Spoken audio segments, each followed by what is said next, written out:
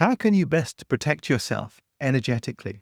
Whether you are a highly sensitive person that picks up a lot of information, or you've got to be with people that are trying to drain you energetically. There are a lot of tricks and techniques out there, but honestly, most of them don't really work. So let me break it down for you. Now, I've been teaching energy work for almost 30 years, and I've worked with a lot of different teachers, practiced Qigong for many, many years. So I'm super interested in this subject. Also, as a child, I was subjected to all kinds of very challenging emotional situations. So I've definitely seen this problem from inside out. Now, if you go Googling online, you're going to find a lot of techniques and ideas which are all principally the same thing. It's all about shielding.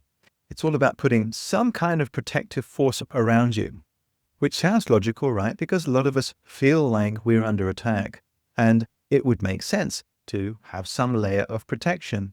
But actually, now we're going to have to step back a little bit here. So let me invite you just to let go of all of your ideas around this and consider something completely new. We live in a world, in an environment, which is about shared values. And there are an awful lot of social interactions in which we've been trained to work in a certain way. For example, if someone says, "Hi, how are you doing?" it's very difficult for us to then just say nothing. We feel socially compelled to give some kind of reciprocity. We're going to say, "Hi, how are you doing?"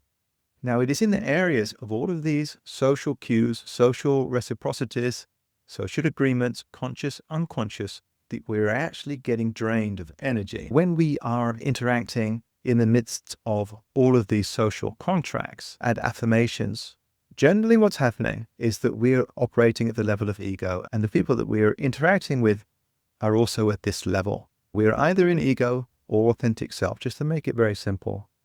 And from an egoic place, people are always operating from the premise of lack and fear and strategy. So it's always a fearful place. So people from the creation of the separate self, the separate story of the self, always working from the idea that something is wrong. Therefore, you are a resource to get something from.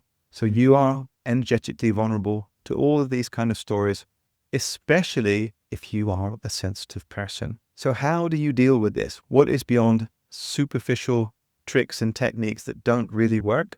Well, what's going to help you enormously is a long-term committed program of self-observance. Now, this doesn't sound snappy, and this isn't going to make big influences out of people sharing this information, because it's actually deeper spiritual work, but it will deliver you enormous rewards. So let me explain what to do. Start to get interested in yourself, and in a very neutral, objective, non-judgmental way, start to observe yourself.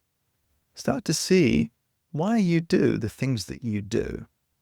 And you're not trying to change anything. This isn't self-help. This isn't Anthony Robbins or Joe Dispenza mantras and techniques. This is a process of kind of like watching yourself in the wild. Imagine you're making a documentary of who you are. You're just watching and observing without trying to change anything. This is super, super interesting, because what it will reveal to you is all of your deeper mechanisms, all of your deeper techniques, all the different ways that you do what you do. And it'll also reveal to you all the areas in which you are energetically vulnerable, where you are giving affirmation to somebody so that you can get something back. All of these exchanges are reciprocal, and at some level we are agreeing. When we agree to affirm somebody's victim story, it's because we're getting something, right? We're agreeing to their worldview so that they affirm us in whatever way that we feel that we need.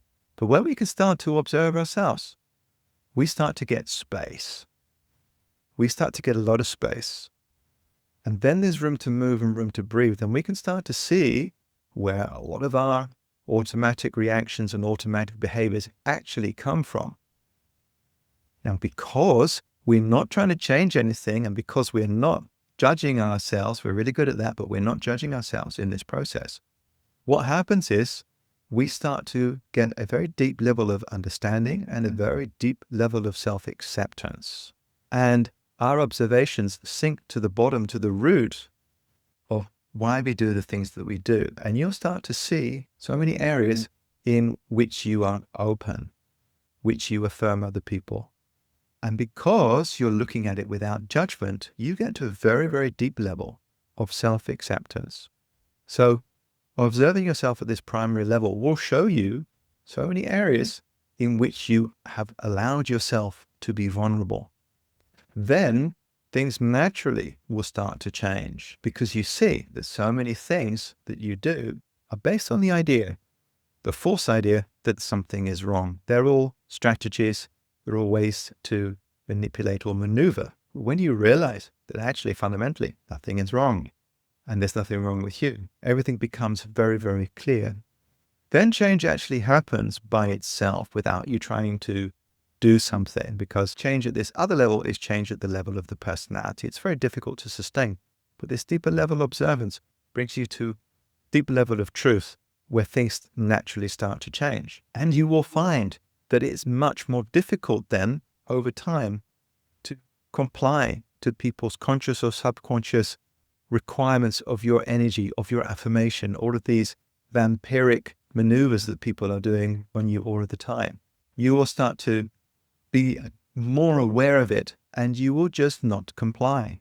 Your energy then stays with you and you won't get drained so easily. Now, it's a very simple principle, but it takes sustained conscious action over a period of time to get there.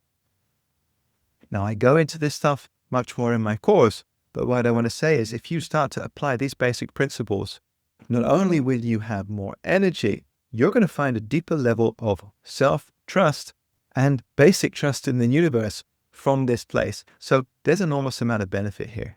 It's going to deliver you a quite deep level of self-acceptance and deeper understanding that the universe is naturally a very, very positive place for you and a very supportive place. So please leave me a comment. Tell me how this subject is for you. Are you a very sensitive person? Is it challenging for you to set boundaries or to make sure that people don't unknowingly siphon your energy? I would love to hear from you. Next video in the series is how you can develop your intuition. It's coming up next.